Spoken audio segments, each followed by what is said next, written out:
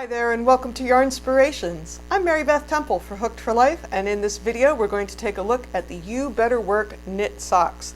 Now these are adorable socks. They are very traditional looking. They look like a vintage rag sock, and if you have never made a sock before, this is the perfect one on which to learn. This is a traditional top-down construction. With your cast on up here, you're going to work the leg in ribbing. We're going to do a traditional heel flap, pick up some stitches and do some gusset or instep shaping, and do a traditional toe. So this is an amazing first project if you have never knit socks before. Plus, we have it in all kinds of sizes. We're running from ladies 5 or 6 up to a men's 12 or 13. So you can come over here and see what size you want. So to make these socks, you're going to need Peyton's Croy socks in main color, which is the gray marl. Contrast A is the muslin, and contrast B is the red. Now for any size, you need one of the red, one of the muslin. The main color, you will need either 2 or 3 balls, depending on what size you're going to make. You're going to need a set of 4 US 2 or 2.75 millimeter double pointed knitting needles, or size needed to obtain gauge. You're going to need a stitch marker. I prefer a locking stitch marker because on double points I like to mark the stitch, not the needle. So that's very handy, and again, optional, but if you have those little rubber point protectors to put on your on the ends of your needles, I really like to use those when I am knitting the heel flap and I have my instep stitches set aside. I like to be able to cap off those stitches so I don't lose any while I'm working. But this is a fun pattern to do. It will give you a lot of new skills, so let's jump right in at the cuff. The first thing you want to do is select the size that you wish to make. We have the measurements all over here, and as is often the case here on Yarnspirations, we have everything color-coded for you, but sometimes I like to go with a pencil and circle the numbers that I wish to use because that helps me remember what I'm doing at any given moment. I'm going to work on the smallest size.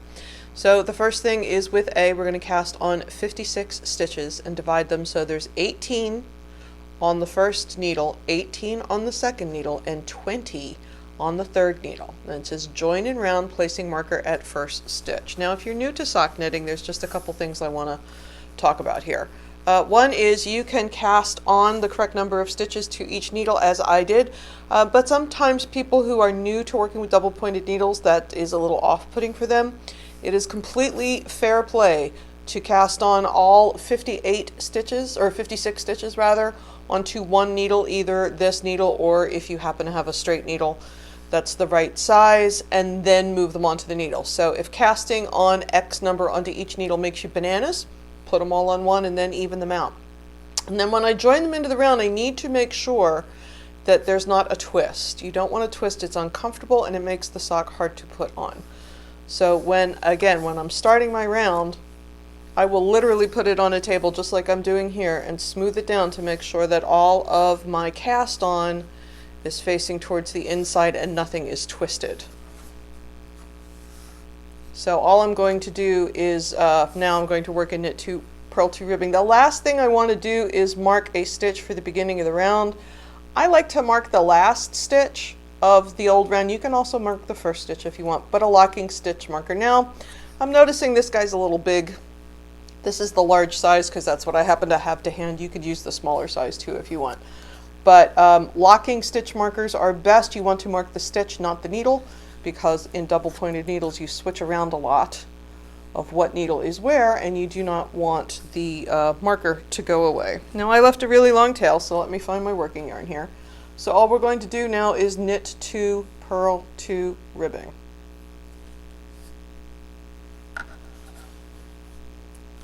Now, also if you're new to working with DPNs, you'll notice when I go from one needle to the next, I'm going to give that first stitch an extra tug.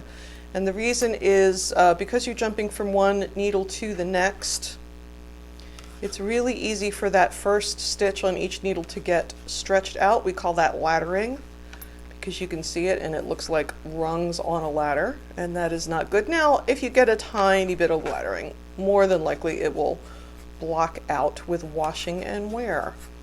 but you will notice as you watch me work on the needles that it's just a habit at this point, and it's a habit that you can get into too when you get onto the new needle.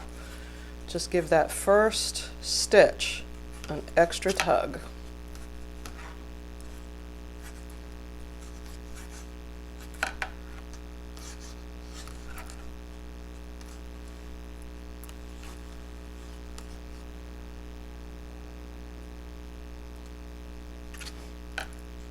I learned to knit socks on DPNs, and I knit all my socks on DPNs, but it is not always easy to do it with the camera in the way. So it's really not as hard as I may be making it look at the moment. Okay, so I'm going to slide that work back so it doesn't pop off. I'm going to slide these stitches towards the point so they're ready to work. My next stitch is a purl because my last stitch was, my last two stitches were knit too. So I'm going to go purl. And then watch, I'm just going to give it a tug. I want that first stitch to be nice and tight. Purl, knit. All right, so I'm going to keep going. Now let's see what the instructions say.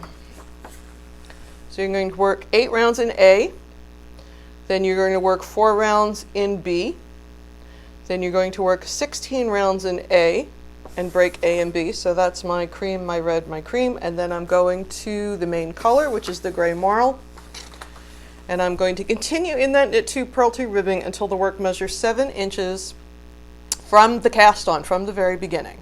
And then I'm going to show you how to set up and do the heel. Now I'm not going to knit an entire sock today, but I am going to put a couple more rounds on this so you can see the work that we're doing in comparison to the work you've already done. And I'll be right back and we will take a look at the heel. All right, we're going to pretend that I knit 7 inches. I didn't yet, but you will follow along till you have 7 inches from the beginning.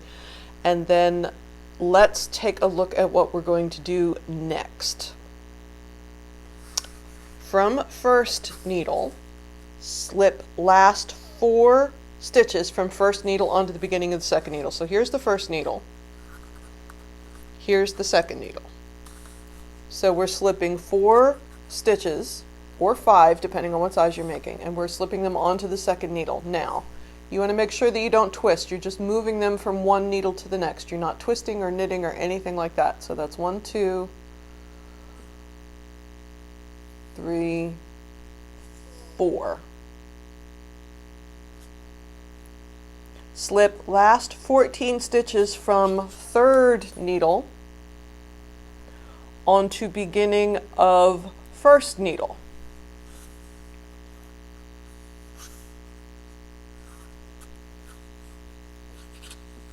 Get my little stitch marker out of the way. But it is good to have it there so I don't get confused. So 1, 2. Again, we're not twisting, we're not knitting, we're just moving from one to the next. 3. Get that out of the way. 4, 5, 6, 7,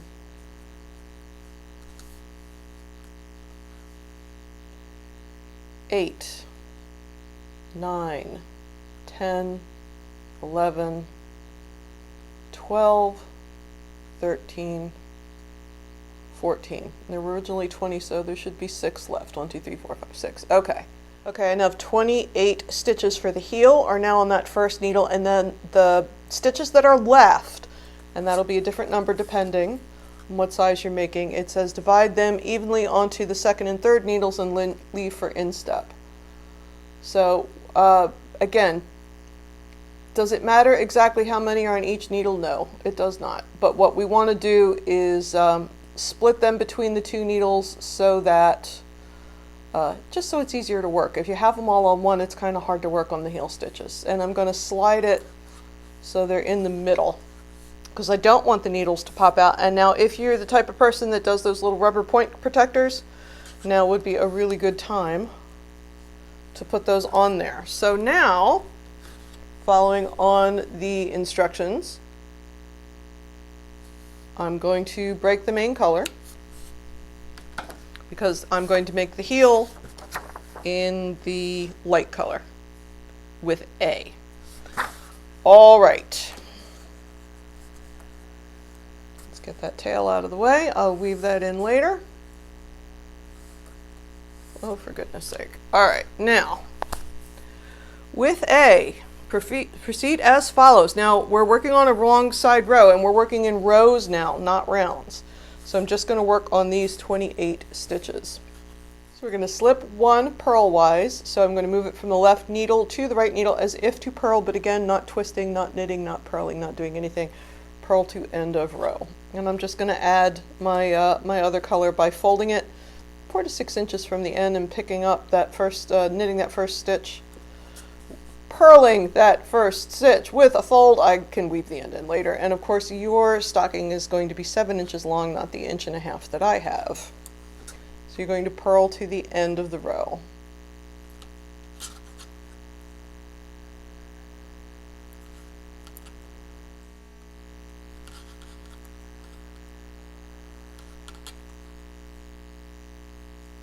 Now for the second row,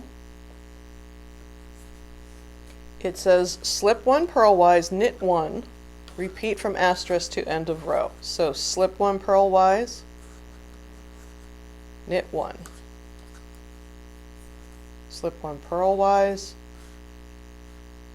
knit one, slip one purlwise, knit one. We're going to do that all the way to the end of the row. And then all we're going to do now is repeat those 2 rows until the heel flap measures 2.5 inches or 6 centimeters from the beginning of the heel flap. And you're going to end with a wrong side row. And then we're going to come back and we're going to shape the heel together. Okay, here is our heel flap. I've ended on a wrong side row, and you can see that the slip stitch and knit stitch alternating gives this little textured pattern that makes the heel wear better. Of course, it's also cute. So that is where we are at the end of the heel flap. So now we're moving on to where it says shape heel. Now this is one of those things, if you've never done it before, the text can look a little weird, but this is, trust me, follow it blindly, it works. And, whoop, let's see if I can get untangled here. Here we go. So, again, I'm following the smallest size because that's what I was working on. You will follow the numbers that belong to your size. So the first thing I'm going to do is slip one purlwise, knit 14, 1, 2, 3, 4, 5,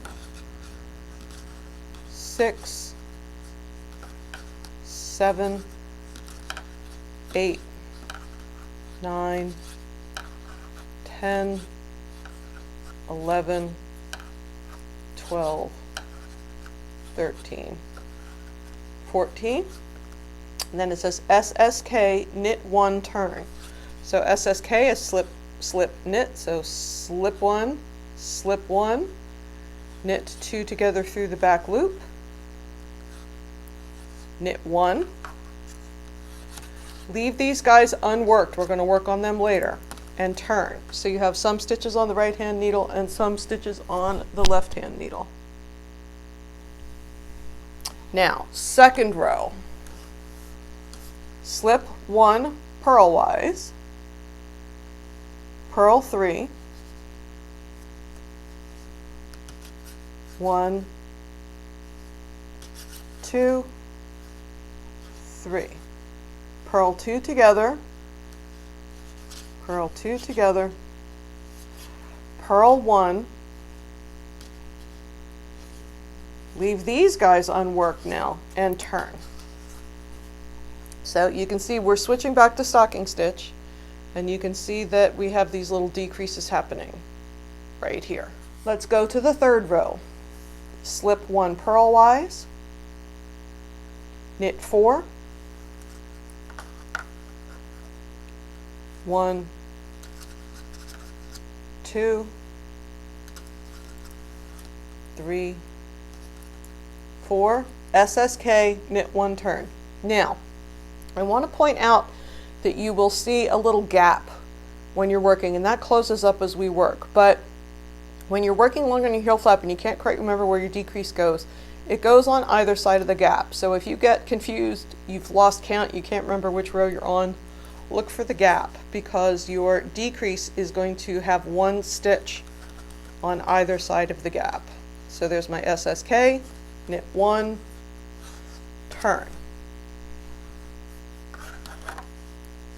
Slip 1 purlwise. Purl 5, we're on the 4th row. 1, 2, 3, 4, 5, purl 2 together, purl 1, turn. But see my gap? See my gap is right there? Now I know I'm in the right place. Purl 2 together, purl 1, turn. So you can see the little cup of the heel is starting to form.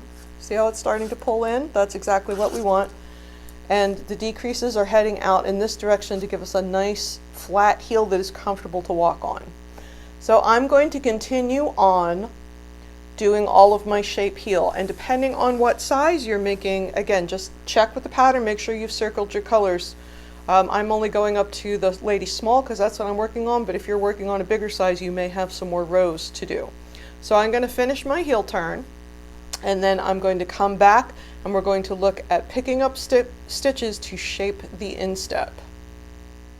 And there is my heel after the turn. I don't know about you guys, I find that immensely gratifying. It's sort of instant gratification, it happens very quickly, and I just think it's so clever. So there we are after the heel turn.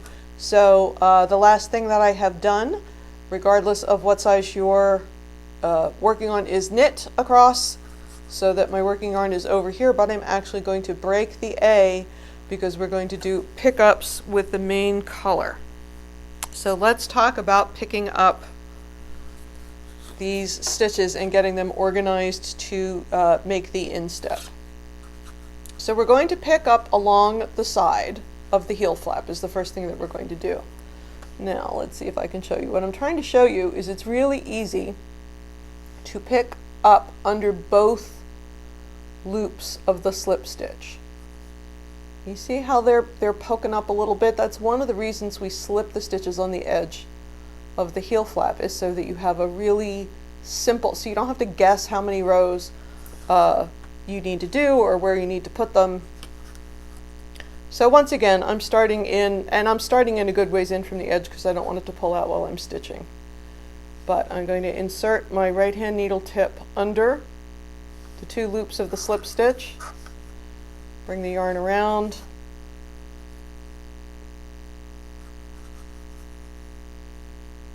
bring it through that slip stitch and leave it up. So that's 1,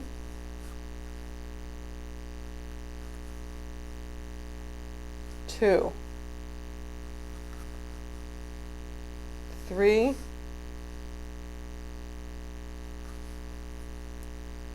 4. Let's see if I can get a little closer. Hang on.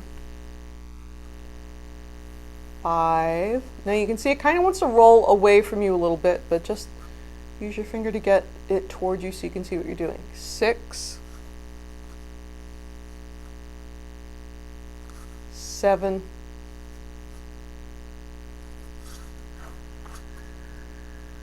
8,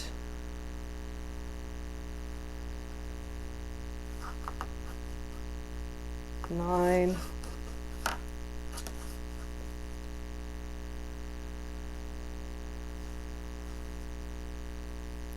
10,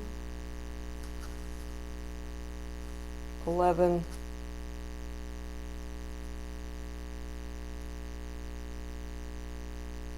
12. So there's my 12 picked up along the side. Then it says knit 28, because that's how many I have left for the instep. I'm going to go back to a normal zoom for that. Then I'm going to pick up the 12 stitches on the other side. So I'm going to knit across my 28 stitches that are here. I'm going to pick my 12 up going in this direction. And then it says knit first 8 stitches from heel onto the end of the third needle. So why don't I knit across here and do my other pickups, and then we'll come back and take a look at the very end of that setup round, and then we'll talk about the instep. Actually, one thing I wanted to mention, after I get these pickups, I'm going to move all of these instep stitches onto the left hand needle so I can just knit across those 28 so that I have enough double pointed needles to go around. Again, the reason we had it on 2 while we were working on the heel is because if you have it on 1, you get a big ladder in here, and that's not nice. But I'm going to go ahead and move what is currently onto the second needle onto the third needle, which will be the second needle when we get going. Trust me, I'm going to put all these stitches on the left hand needle and knit across them, and then that way all my DPNs will work out where they're supposed to. All right? 10, 11, I'm coming up my second side pickups, 12,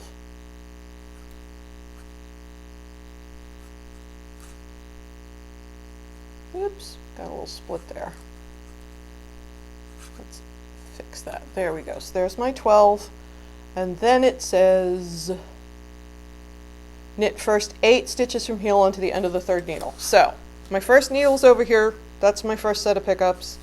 My second needle is over here. That's my 28 instep stitches. I'm working on the third needle. I'm going to knit 8.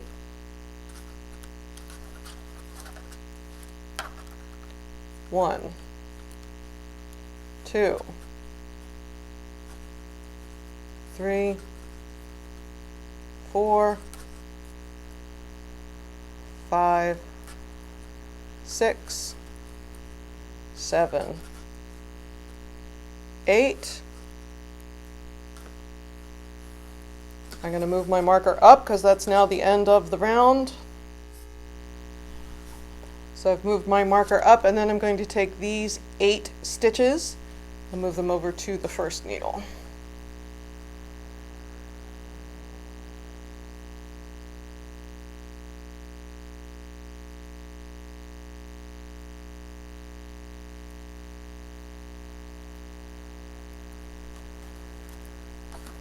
Now, here we go. We are all set up. I have 20 on the first needle, 28 for the instep on the second needle, and 20 on the third needle, and I'm ready to move on to the gusset shaping. All right, so we're going to shape this instep. We're going to take just a few of these stitches out so that it fits tighter around the ankle. So we're going to knit across the first needle until there are 4 stitches remaining. So it says knit to last 4 stitches.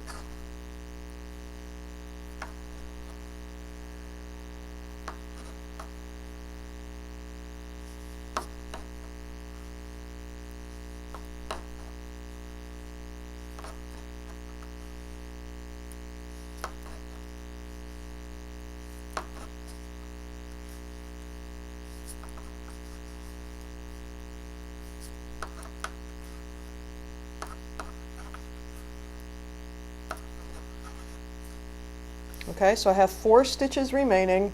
I'm going to knit 2 together and knit 2. Knit 2 together, knit 2.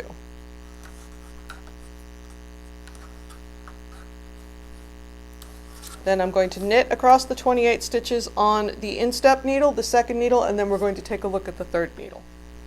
On my third needle, I'm going to knit 2.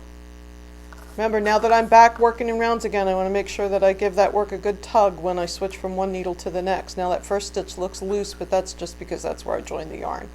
Knit 2, and then we're going to SSK, S, S, K, and then knit to the end of the round, which is the end of the third needle. Now my next round, we're going to knit. And by working even, we're just going to knit all the way around, keeping the same number of stitches on the needles where they belong. And then I'm going to alternate those 2 rounds until I have 56 stitches in my case, or whatever number for the size that you're working on. So it's a decrease round, then a work even, then a decrease round, then a work even, then a decrease round, etc., etc., etc., until you have the right number of stitches. And at that point, you're going to keep knitting until the foot is the same length as we're telling you to. So we're right in here. We've just picked up these stitches, and we've got some decreasing going on in here for a better fit. And then once that decreasing is done, we're going to knit straight, even, until we get to the correct length. And then at that point, we're going to break off the main color. So let's take a look at what these little picked up stitches look like, because we picked up in the slips along the edge. Look how neat that is. See, it works right in there. It makes a real sharp line. It's a beautiful little color change. Again, I find sock knitting very satisfying, because if you just follow along with the numbers, everything works the way it's supposed to. And I find that immensely gratifying. So what's going to happen again, you're going to have a decrease at the end of the first needle and the beginning of the third needle, and the second row you're going to leave alone. Now, when you get to the toe, the decreasing is going to be almost exactly the same as it was for the instep shaping, except there will be decreasing on the instep as well.